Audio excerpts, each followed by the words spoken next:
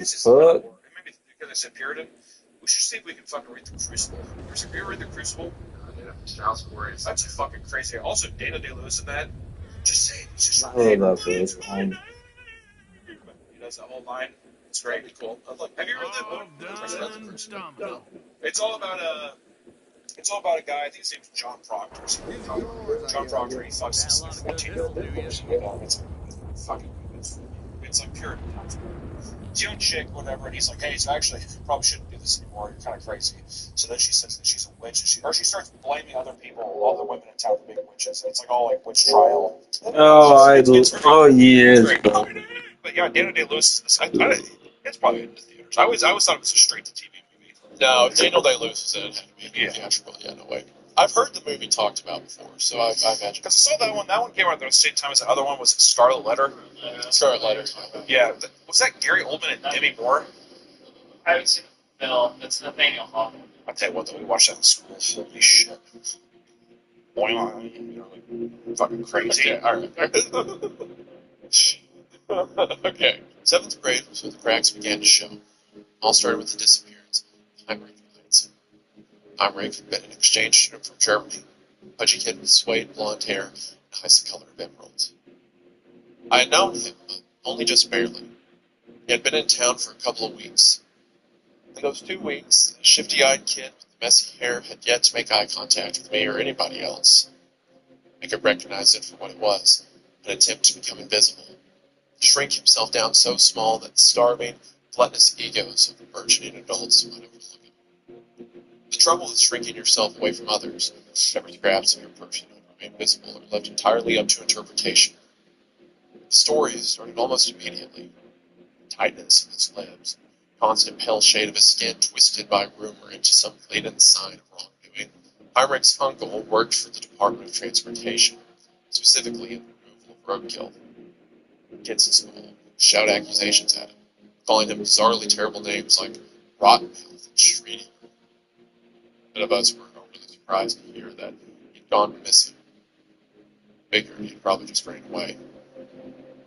The search was exhaustive, with everybody combing through the Walmart in the center of town, broadening the search from there until we had covered nearly 6 miles of woodland.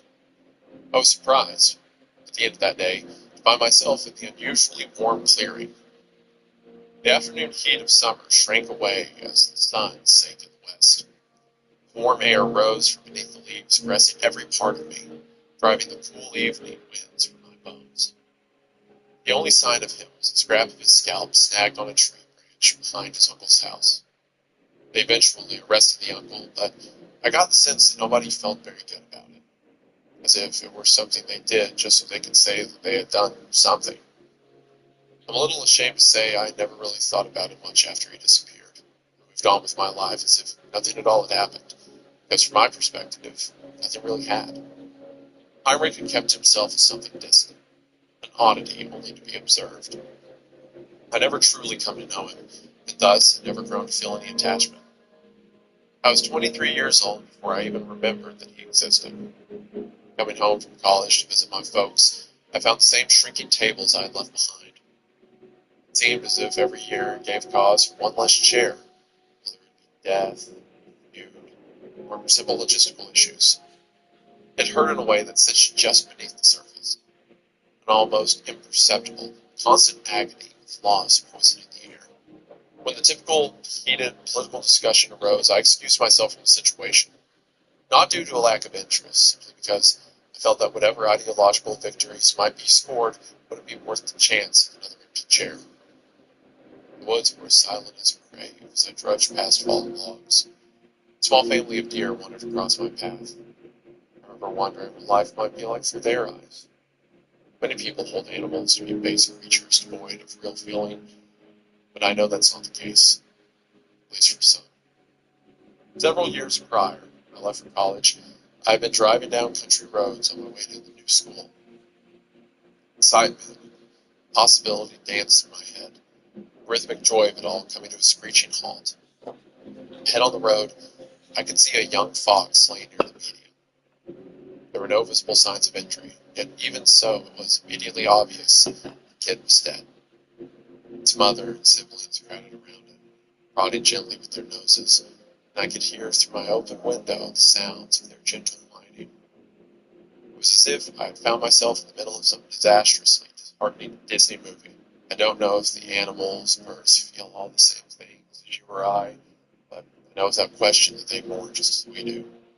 I followed the deer at a distance, all the while thinking of my own family and the family of foxes. I was so lost in my aimless, meandering grief that I didn't even notice when we entered the clearing. It was the same as it ever was. The images of the swaying trees heaving their heavy branches to and fro. The wind carried sweet, warm air to the tree line where it seemed to wrap around every inch of me. The change in temperature sudden enough that I jumped in slight surprise. A flood of memory broke loose in my mind, ready to carry me away with the torrent of recollection. Coming here to die after Sadie rejected my invitation to the dance, bringing my first girlfriend, Heather, to experience the warmth and tranquility which marked this place. I was wrenched back from my trip down memory lane by a sudden cacophony of